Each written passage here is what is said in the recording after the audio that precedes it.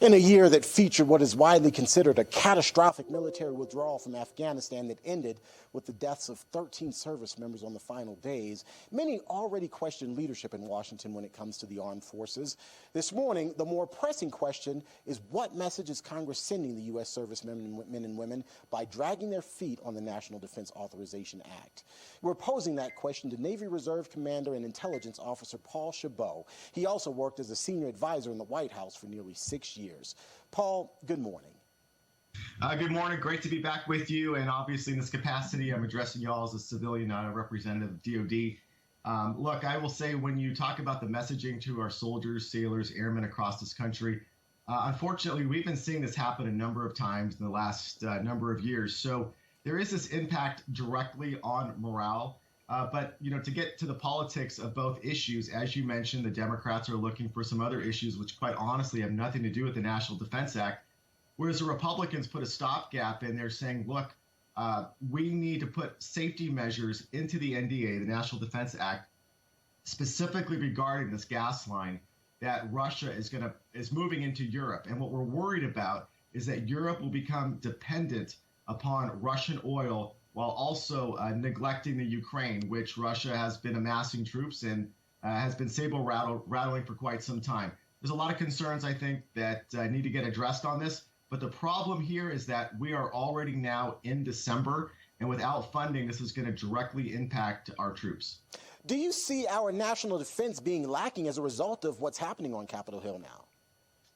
Well, I think, these budget issues sort of come and go. They directly impact, but there's always catch-up that happens.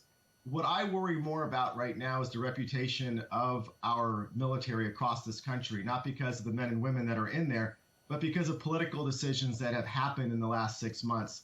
The withdrawal from Afghanistan was a complete disaster and killed many Americans. But we also got to look at China right now. China right now is the threat in the Pacific.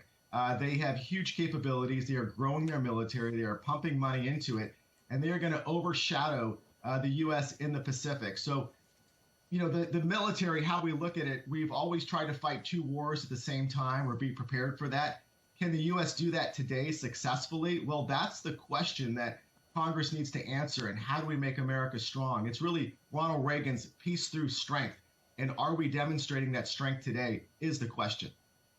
Paul, what do you make of the argument that the country has more pressing funding needs than military equipment? And what message, again, does that send our troops?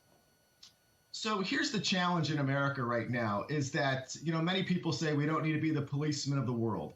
And I can understand that to a point. But the counterpoint to that is that wherever America has a presence, and I'm not talking about huge armies, just a presence, we're able to keep the peace. I roundly often point to North and South Korea, and with the U.S. presence and peace there.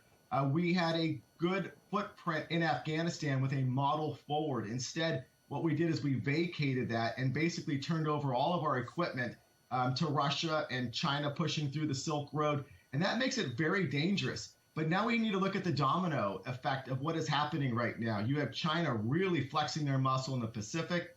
And on top of that, you have Russia looking at the Ukraine as another challenge. And what our adversaries are going to consistently say is America up to the task to defend its allies and defend its core as a nation. Commander Paul Chabot, taking command of this conversation with us this morning. We appreciate your time. Thank you so much. My pleasure, sir. Have a great morning. All right. Have a good rest of the day.